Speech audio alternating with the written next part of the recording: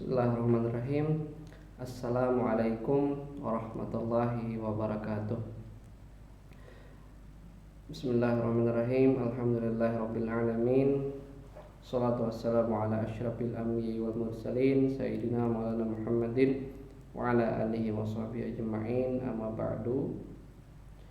Rabbi shrah li sadri wa yassir li amri wahlul 'uqdatam min lisani yafqahu qawli. Subhanaka la ilma lana.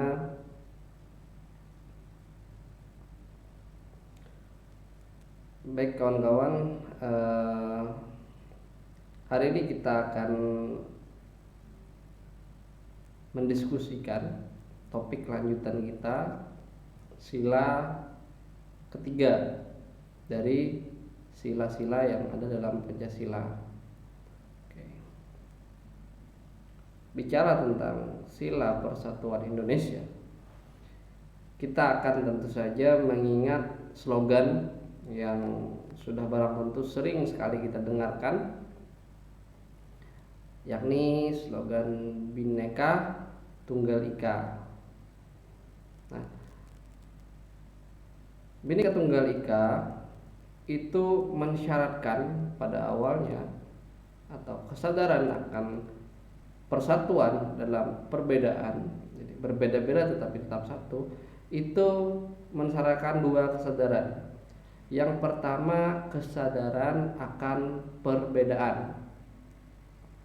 Jadi kita harus sadar dulu bahwasanya kita ini ternyata memang berbeda dari sisi rasnya, dari sisi agamanya, dari budayanya, dari bahasanya, dari cara berpikirnya, dari segala macam hal yang ternyata manusia Indonesia itu berbeda-beda. Nah, kesadaran pertama yang harus dimiliki oleh orang-orang yang menginginkan menjalankan Bhinneka Tunggal Ika itu adalah kesadaran akan perbedaan. Ternyata manusia kita adalah manusia yang plural, manusia yang memiliki banyak sekali ekspresi, multitude seperti itu. Kemudian kesadaran yang kedua adalah kesadaran akan kesatuan. Nah, jadi setelah kita menyadari bahwasanya kita ini berbeda-beda, tetapi di sisi lain kita menyadari kita harus bersatu. Ada visi bersama. Ada visi bersama yang diemban, ada tujuan bersama yang diinginkan. Nah, setelah berbeda-beda, kesadaran ini kita pahami, maka kesadaran kedua kesadaran akan persatuan. Maka ini yang akan menjadi Bhinneka Tunggal Ika. Pada waktu kemerdekaan itu visi bersamanya adalah untuk merdeka, untuk mengusir penjajah, untuk tidak lagi kita berada dalam kekuasaan kekuatan lain. Jadi visinya ada, itu yang mempersatukan. Jadi tanpa ada visi bersama, maka ide tentang kesatuan itu adalah ide yang kosong. Jadi kita harus punya tujuan bersama dan punya kesadaran bahwasanya kita ini memang berbeda-beda. Nah, kemudian Bhinneka Tunggal Ika kita lihat kembali itu ada dalam kitab Soto Soma, dalam Kakawin Soto Soma yang ditulis oleh Empu Pantular ya. Nah, itu sebenarnya bukan berkaitan dengan keberagaman kultur, keberagaman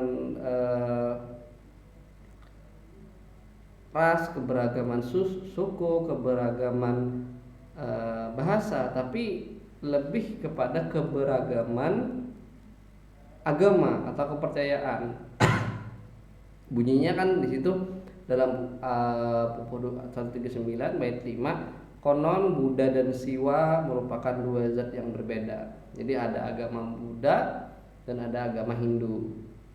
Mereka memang berbeda, tapi bagaimana bisa dikenali? Perbedaan antara Tuhannya Buddha dengan Tuhannya Hindu itu bagaimana bisa dikenali? Sebab kebenaran Jina ini ya nama Tuhannya di agama Buddha, dan Siwa nama Tuhan di agama Hindu adalah tunggal. Jadi kebenaran itu adalah kebenaran transenden, itu sebenarnya satu, berbeda-beda manunggal menjadi satu, Bhinneka Tunggal Ika, tidak ada kebenaran yang mendua. Jadi meskipun manifestasinya berbeda, dalam Jina melewati agama Buddha, dalam Siwa melewati agama Hindu, padahal yang namanya Tuhan itu adalah satu sosok, satu entitas yang sama. Jadi menurut bait ini, Tuhan yang namanya berbeda-beda, kalau kita mau katakan saat ini misalnya Tuhannya orang Islam, Tuhannya orang Kristen, Tuhannya orang Buddha, Tuhannya orang Hindu, dan Tuhan yang agama-agama yang itu sebenarnya adalah hanya manifestasi dan penamaan dengan cara beragama masing-masing. Tapi entitasnya adalah entitas yang sama, Tuhan yang sama. Nah, ini adalah menurut kitab Sutta Soma. Maka kemudian lahirlah agama Majapahit, yakni agama Hindu Buddha, yang menganggap bahwasanya agama Buddha dan agama Hindu itu adalah menyembah Tuhan yang sama. Karena mereka menyembah Tuhan yang sama, maka ya kita gabungkan saja dua agama ini menjadi satu kepercayaan baru, kepercayaan kerajaan, yakni agama Hindu Buddha. Jadi bukan agama Hindu, bukan agama Buddha, tapi agama Hindu Buddha. Nah, ini adalah awalnya. Kemudian ini menjadi spirit, atau kata-kata ini dimaknai bukan saja persatuan dari entitas kebenaran yang satu, tapi ini juga bisa menjadikan yang berbeda-beda dalam segala bidang, agama, ras, budaya, bahasa, dan segala sesuatu yang plural itu punya satu esensi yang sama, punya titik pemersatu yang sama. Nah, ini yang menjadi kenapa slogan ini relevan kemudian dalam setiap pembahasan yang plural dalam Indonesia. Ada yang mempersatukan, dan visi yang mempersatukan yang kita sebutkan sebelumnya. Oke. Kemudian kita lihat cara berpikir manusia. Setidaknya ada 4 mode berpikir manusia itu. Yang pertama itu dogmatisme. Jadi mode berpikirnya adalah hanya mengikuti dogma-dogma yang diajarkan. Jadi kalau tidak ada dogmanya, maka itu bukan sesuatu yang bisa diterima oleh logika orang-orang yang berpikir secara dogmatis. Yang kedua adalah skeptisme. Skeptisme logika yang meragukan segala sesuatunya. Segala sesuatu yang disimpulkan atau yang ada di tengah masyarakat, dia tidak percaya serta-merta apa adanya. Dia selalu punya pikiran untuk mengkritisi, untuk meragukan hal tersebut. Yang ketiga adalah relativis. Mode berpikir relativis ini selalu menempatkan apa yang dilihatnya tentu punya alasan-alasan tertentu. Jadi pembenarannya bisa dia maklumi. Jadi ada relativitas, ada toleransi dalam melihat segala sesuatu. Oh, ternyata alasan orang melakukan hal ini adalah seperti ini. Maka secara relatif mereka yang berpikir relativis itu bisa memakluminya. Dan yang keempat itu kebenekaan atau integrasi. Jadi semua mode berpikir, yang dogmatis itu diambil, yang skeptis itu diambil, yang relativis itu juga diambil. Jadi cara berpikirnya adalah dogma-dogma yang ada itu diterima. Tapi dogma-dogma ini tidak hanya diterima sebagai suatu dogma, tapi juga dipikirkan secara kritis. Apakah dogma ini benar secara rasional atau tidak? Nah, kemudian ketika ada dogma-dogma yang mungkin bertentangan atau tidak satu arah, maka ada mode berpikir relatif.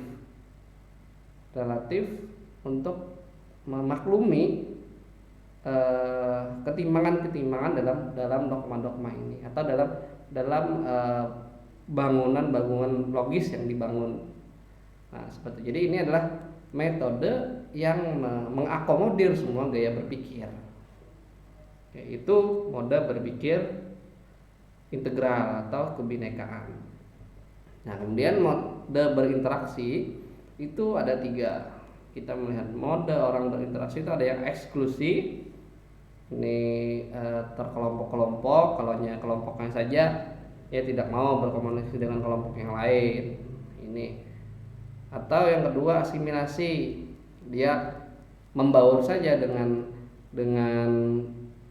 yang lain, tapi ketika dia memerlukan sesuatu maka dia menghilangkan identitas yang berbedanya, dia berubah menjadi identitas yang baru. Jadi interaksinya, kalau yang pertama tadi seperti air dan minyak, nah kalau yang kedua ini ketika air teh misalnya bertemu dengan air putih biasa, air mineral. Nah, 2 ini siapa yang lebih banyak? Kalau misalnya air tehnya segelas, air putihnya 1 tong, ketika dia dimasukkan maka air tehnya akan hilang, akan berasimilasi menjadi air putih. Sebaliknya, ketika air tehnya 1 ember, kemudian air mineral 1 sendok, ketika digabungkan maka yang hilang akan air mineralnya. Dia berasimilasi menjadi yang mayoritas. Nah, kemudian ada mode berinteraksi kebinekaan. Nah, kalau yang eksklusi tadi itu seperti air dan minyak, kebinekaan ini yang eksklusi kan tidak bisa berinteraksi berarti. Kebinekaan ini mempersatukan, artinya tetap mempertahankan, tidak menggabungkan antara 2 entitas yang berbeda, tetapi menghubungkan mereka. Logikanya misalnya seperti gado-gado. Nah, dalam gado-gado itu ada nasi, ada sayur, ada sambal kacang, ada apa lagi? Ada kerupuk. Nah, tetap mempertahankan identitas masing-masing. Kerupuk tetap menjadi kerupuk, sayur tetap menjadi sayur, sambal kacang tetap menjadi sambal kacang, nasi tetap menjadi nasi. Tapi mereka digabung menjadi satu, diaduk menjadi gado-gado namanya. Nah, ini yang dikatakan sebagai kebinekaan atau inklusi atau integrasi tadi juga. Nah, jadi mempertahankan bentuknya masing-masing tetapi saling mengisi untuk bersatu menjadi satu tujuan untuk terciptanya yang namanya makanan gado-gado tadi. Nah, ini mode berinteraksi. Kemudian karakternya bukan sekadar keragaman. Jadi kita melihat bukan hanya perbedaan-perbedaan yang dilihat, tapi juga bagaimana cara bergaul dalam keragaman, pergaulan yang dinamis, pergaulan yang menghasilkan sesuatu yang positif, yang baru. Kalau tadi pergaulan keragamannya seperti air dan minyak, ini kan tidak menghasilkan sesuatu yang baru, tetap terpisah meskipun berinteraksi. Nah, cara bergaul yang beragam itu adalah pergaulan yang dinamis. Kerupuk bertemu dengan sambal kacang, bertemu dengan nasi, bertemu dengan sayur, itu menjadi gado-gado, menghasilkan sesuatu yang baru. Visinya jalan, misinya mengikuti.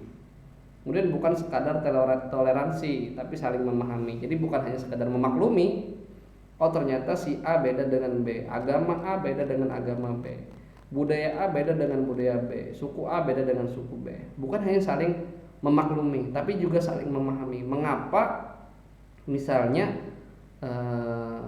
dalam budaya Banjar yang sopan itu dikatakan seperti ini, tapi dalam budaya yang lain, Jawa misalnya, atau Dayak atau Madura atau Makassar atau yang lainnya, berbeda yang dimaknai sebagai sopan. Bukan hanya untuk memaklumi, tapi juga memahami logika di belakangnya seperti apa. Ternyata misalnya kelompok masyarakat yang bicaranya sering lantang, belak-belakan apa adanya, di belakangnya realitas sosialnya, realitas masyarakatnya yang membentuknya seperti apa sehingga menghasilkan budaya yang seperti itu.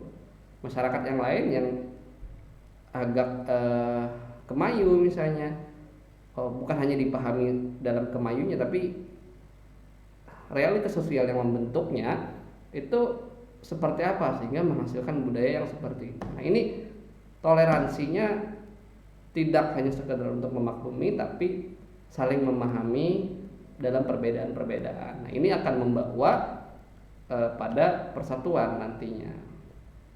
Kemudian bukan sekadar kebebasan, tapi dialog dan komitmen bersama. Dalam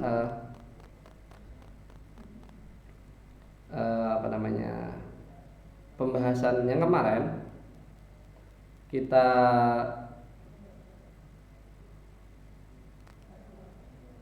mendiskusikan juga bahwa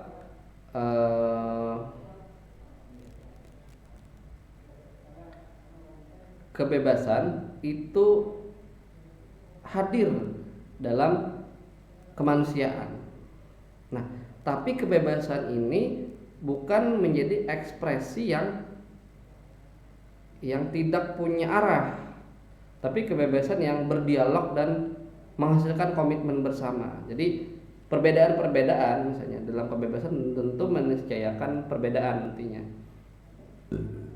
Perbedaan yang dipahami, perbedaan yang sudah kita ketahui itu kemudian didialogkan, kepentingan-kepentingan apa yang berbeda, ide-ide apa yang berbeda. Nah, kemudian didialogkan dan melahirkan komitmen bersama. Nah, ini yang juga sudah dicontohkan oleh para founding father kita ketika merumuskan Pancasila itu sendiri.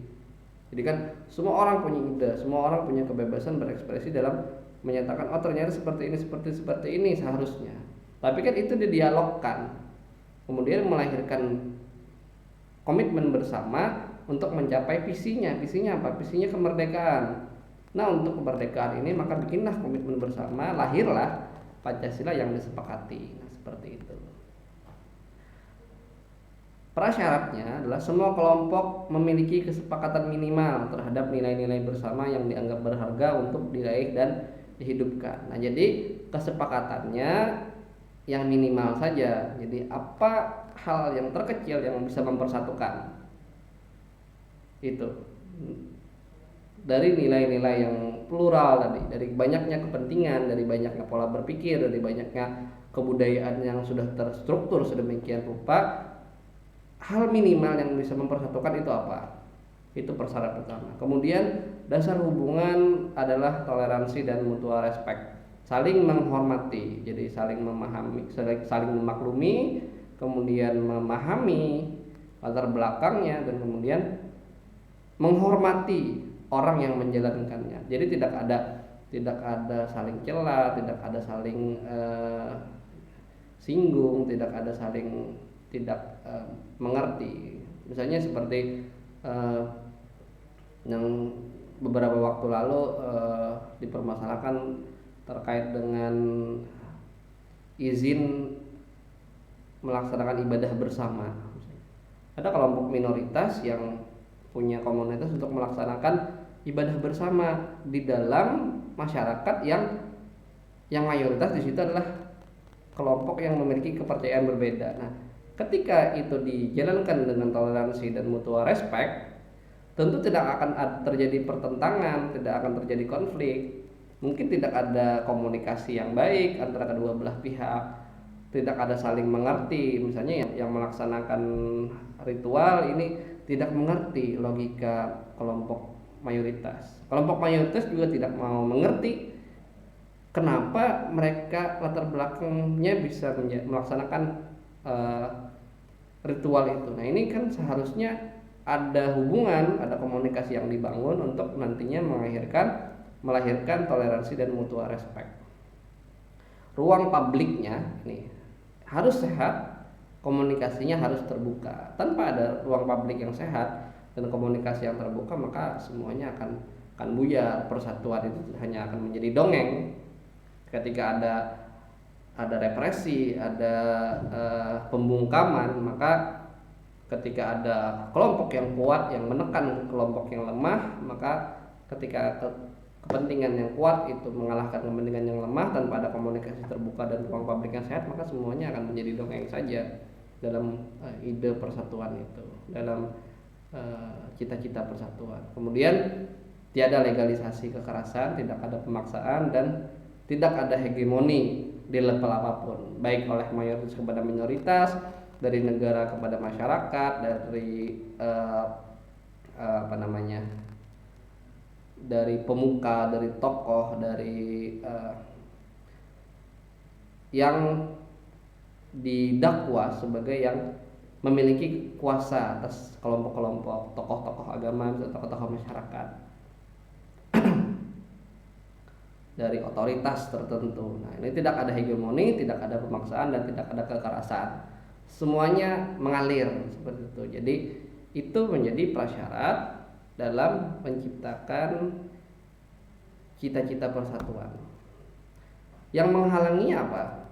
Persatuan itu tidak akan tercapai jika masih ada prasangka-prasangka antar kelompok-kelompok yang berbeda, antar entitas-entitas yang berbeda, antar suku dengan suku yang satu, antar agama yang satu dengan agama yang lain, antara penutur bahasa tertentu dengan bahasa yang lain. Ini masih ada prasangka-prasangka buruk, maka persatuan tidak akan pernah tercapai. Kemudian ada etnosentrisme, ada ego etnis, bahwasanya kelompok kami adalah kelompok yang lebih baik daripada kelompok yang lain. Nah, ini kan, atau kelompok kami adalah kelompok yang lebih maju daripada kelompok yang lain. Etnis kami lebih baik, etnis kami lebih berbudaya, etnis kami lebih berperadaban. Nah, ini etnosentrisme, ini menjadi penghalang persatuan juga. Kemudian ada stereotip, cap buruk yang belum tentu benar sebenarnya, atau mungkin saja benar pada satu masa, tapi hari ini sudah tidak berlaku lagi. Nah, ini stereotip ini juga menghalangi adanya persatuan. Misalnya ketika satu kelompok masyarakat tertentu dianggap sebagai yang sering anarkis atau yang sering berbuat kriminal. Nah, ini menghalangi persatuan juga. Maka orang-orang yang kena stereotip ini juga akan mungkin dua responnya, mencoba memperbaiki stereotip atau malah memperburuk stereotip dengan menjalankan seperti apa yang orang sangkakan. Dan yang keempat adalah diskriminasi. Tentu saja diskriminasi di tingkat level apapun akan menghalangi persatuan itu. Nah, kemudian menuju persatuan tadi, setelah saling memahami, saling memberikan toleransi, kita harus care. Ini dalam, mungkin ini juga bisa digunakan dalam kita upaya mempersatukan dua hati yang berbeda. Mungkin kawan-kawan memahami maknanya seperti apa arahnya ya. Tapi dalam persatuan, dalam level apapun, itu ketika tiga hal ini, care, respect, and belief, itu maka akan melahirkan komitmen dan akan melahirkan visi bersama yang menjadi prasyarat di awal tadi. Kita peduli terhadap orang. Nah, kita contohkan saja dua sejoli. Ketika mereka saling peduli, maka ada hubungan yang romantis di dalamnya. Ketika mereka saling menghargai, respect, ada hubungan yang dapat menjadi pondasi yang kuat dalam menjalin hubungan dan saling percaya. Tidak ada prasangka-prasangka yang tidak baik di belakang. Care, respect, and belief itu akan melahirkan komitmen. Komitmennya apa? Kalau dalam dua sejoli berarti komitmennya untuk membangun hubungan atau membangun ikatan. Kalau dalam kelompok untuk misalnya membangun negara, untuk menjadikan negara ini lebih baik lagi, untuk mencapai satu tujuan tertentu. Nah, ini ketika mereka saling care, saling peduli, saling menghargai, saling respect, saling percaya, maka komitmen itu akan lahir. Visi bersama itu akan lahir. Tanpa adanya tiga hal ini, maka visi yang dirumuskan itu adalah visi yang kosong juga. Jadi visi itu bukan sesuatu yang bisa dirumuskan serta-merta. Misalnya tujuan kita adalah untuk mencapai masyarakat yang adil, makmur, dan sejahtera. Tapi dalam membentuk kalimat adil, makmur, dan sejahtera itu tidak ada kepedulian antara kelompok-kelompok yang berbeda tadi. Ketika kelompok yang lain mengalami musibah, kepeduliannya mungkin ada, tapi luarnya saja, tidak dalam bentuk empatik, hanya casingnya, atau tidak menghargai. Ada usaha-usaha untuk meninggikan kelompoknya dibanding yang lain, atau tidak saling percaya tadi. Ada kecurigaan-kecurigaan bahwa kelompok mereka ketika mungkin suatu saat akan berkuasa maka kita akan dipinggirkan. Nah, perasaan-perasaan insecure seperti itu akan mengurangi komitmen dan visi bersama. Apapun itu, entah yang sudah dibuat atau tidak, maka tidak akan bisa tercapai. Jadi visi itu sebenarnya harus lahir sebelumnya dari rasa peduli, saling menghargai, dan saling percaya. Itu syarat atau langkah atau jalan untuk menuju persatuan. Dan ketika sudah mencapai persatuan, maka langkah selanjutnya adalah gotong royong, bersama-sama untuk mencapai visi tadi, mencapai sesuatu yang didambakan. Gotong artinya bekerja, royong artinya bersama, artinya saling bahu-membahu memikul bersama problem bangsa. Gotong royong hanya terjadi dalam iklim kesetaraan dan kebersamaan. Saat sekelompok orang menerima perbedaan dan kebersamaan. Nah, jadi gotong royong ini yang sering juga kita dengar itu ketika seorang sudah saling care, saling respect, saling believe dalam rumah saja misalnya. Ketika dalam rumah itu satu pekerjaan, ada ayah, ada anak, ada ibu misalnya seperti itu. Nah, kemudian ada tugas dalam rumah, membersihkan rumah misalnya. Nah, ketika mereka saling care, saling peduli, saling respect, saling menghormati, saling percaya, maka semua orang akan berusaha semaksimal mungkin. Contoh pertama misalnya, semua orang bisa mengerjakan tugasnya masing-masing. Ibu mencuci dan memasak di dapur misalnya. Anak ngepel dan membersihkan debu-debu di ruangan. Kemudian ayah membersihkan halaman. Semua orang menjalankan porsinya karena saling peduli, saling respect, saling menghormati. Kemudian ada salah satu yang tidak bisa menjalankan tugasnya. Si anak misalnya waktunya untuk belajar. Nah, ayah dan ibu memaklumi itu karena percaya bahwasanya si anak memang waktunya untuk belajar. Kemudian dia peduli pada perkembangan anaknya.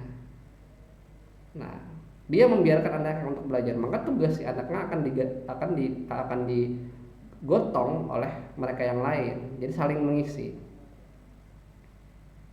Kemudian ketika anaknya sudah selesai belajar, dia akan langsung kembali ke pekerjaannya, atau ketika pekerjaan sudah selesai, maka yang lain akan membantu pekerjaan yang belum selesai. Nah, ini yang saling bahu membahu dalam memikul suatu tanggung jawab, suatu problem. Nah, itu hanya akan bisa berjalan dengan baik ketika ada iklim yang setara di dalam rumah, ketika ada kebersamaan di dalamnya. Jika tidak ada kesetaraan, maka tentu saja nanti akan ada rasa iri, rasa jengkel terhadap mereka yang tidak bisa maksimal dalam menjalankan tugasnya atau perlu mengulur waktu untuk bisa menyelesaikannya. Nah, ini menjadi sesuatu yang sangat fundamental dalam perjalanan berikutnya dari persatuan, yakni gotong royong untuk memikul bersama beban atau problem yang dihadapi oleh bangsa ini. Berarti semua orang dalam kelas sosial apapun, dalam komunitas apapun, di tempat manapun dia berada, maka semuanya menjalankan tugasnya sebaik-baiknya untuk menyelesaikan problem bangsa. Nah, paradigmanya tidak boleh konflik. Dia harus dialog. Dialog juga bukan to monolog. To monolog itu adalah dua orang yang sama-sama ingin didengarkan tapi tidak mau mendengarkan. Dialog itu adalah dua orang atau berapa orang yang ingin didengarkan tetapi juga mau mendengarkan. Kesimpulan dari dialog itu bukan berarti keinginan A dan keinginan B itu sama-sama dua-duanya dikabulkan. Tetapi keinginan A dan keinginan B itu dikabulkannya setengah keinginan A dan setengah keinginan B.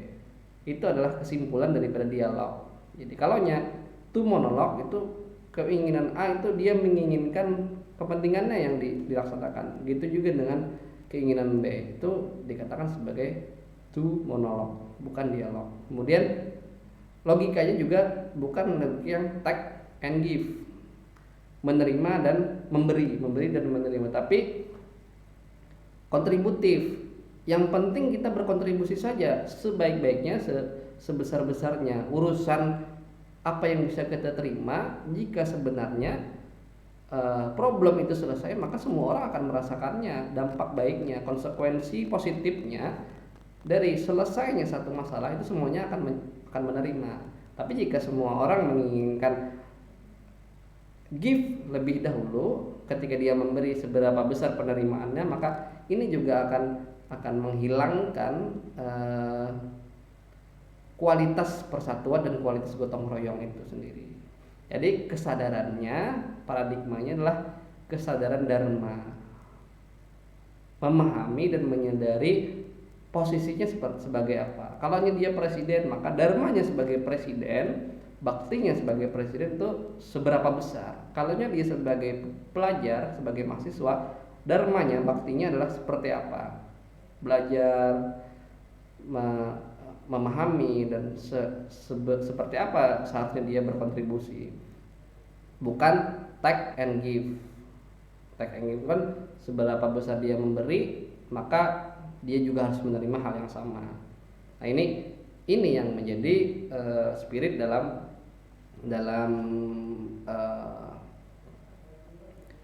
logika Bhinneka Tunggal Ika atau persatuan Indonesia.